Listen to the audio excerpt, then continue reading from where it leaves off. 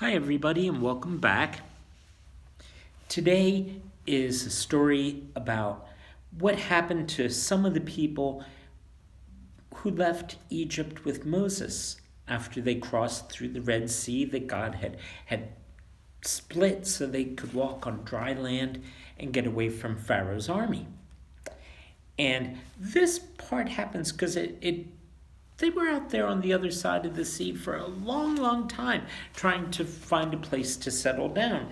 And in this picture, we see Moses, and he doesn't have dark hair anymore. He's been outside in the desert for a long time, and after years, his beard had turned white. It does happen. Only his beard was long, really long. But he had some people helping him on a lot of the things that they had to do. Let's hear the story. Moses had been the leader of God's people for a long, long time. And now it was time for a new leader. Joshua was God's choice. Do you have any friends named Joshua? It's a popular name. And Joshua was somebody who had been helping Moses out for a long time, just like Moses' brother Aaron had been helping him. Joshua, who was younger than Moses, he helped him do other things. And Joshua was going to be the one to lead God's people from where they were, wandering around in the desert, into the land that God had promised that they were headed for. Remember way, way back when God had promised Abraham that Abraham's family would eventually have a place, a land all of their own? That's who these people were. They were Abraham's great-great-great-great-great-great-great-great-great-grandchildren.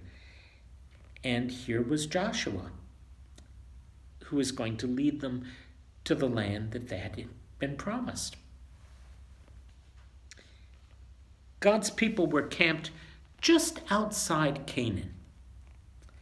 Joshua knew they needed to conquer the town of Jericho before they could live in Canaan, and Joshua also knew that God would help them. So Joshua, he sent 2 spies into Canaan, into Jericho. This was after Joshua became the leader and Moses had died. Joshua wanted them to bring him news about the city and the people who lived there. Well, these 2 spies, they went ahead. The 2 spies went into Jericho, and they knew that they had to be very careful. If anyone found out they were there, they would be in great danger. They hid in the house of a woman named Rahab. But the spies did not know that someone had seen them sneak into the house, and that person ran and told the king of Canaan about them. Right away, the king sent soldiers to Rahab's house. The soldiers told her to send out the spies. Here's a picture. There she is in the doorway, Rahab, and there are the king's soldiers saying, "Hey, we know you're hiding somebody in there. Send them out." Well, Rahab was a very quick thinker. She said, "There were 2 men here, but I didn't know who they were. They left before the gate around the city was closed for the night. I do not know where they went, but if you hurry, you might catch them." The soldiers looked into her house, and then they went away. Rahab had hidden the spies on her roof. She ran up to them after the soldiers left the house and said, "We've heard of all the wonders that your God has done. Since I've protected you from the king, will you promise to protect me and my family when you attack the city of Jericho?" The spies made a promise to Rahab. When they came to take over the city, they would make sure that she was safe. She would gather her family inside her home with her. And as a signal to show where they were, Rahab would tie a red rope to the window. Well, the spies, there they are. And there's Rahab's house, which was on the wall of the city. And what they're doing in this picture is they're escaping from the city at nighttime after the gate is closed and nobody can go in and out, but they're going out through the window. I don't advise you to do this at home. But they did. The spies went down a rope and they went back to the safety of their camp.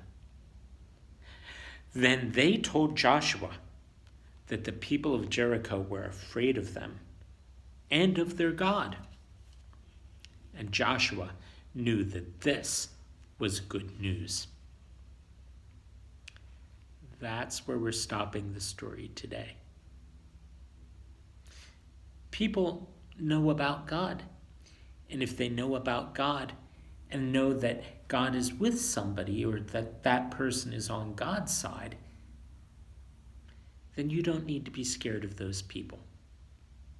If you're doing something right, then you don't need to worry about somebody, even if they try to bully you. When you're on God's side, things always work out well.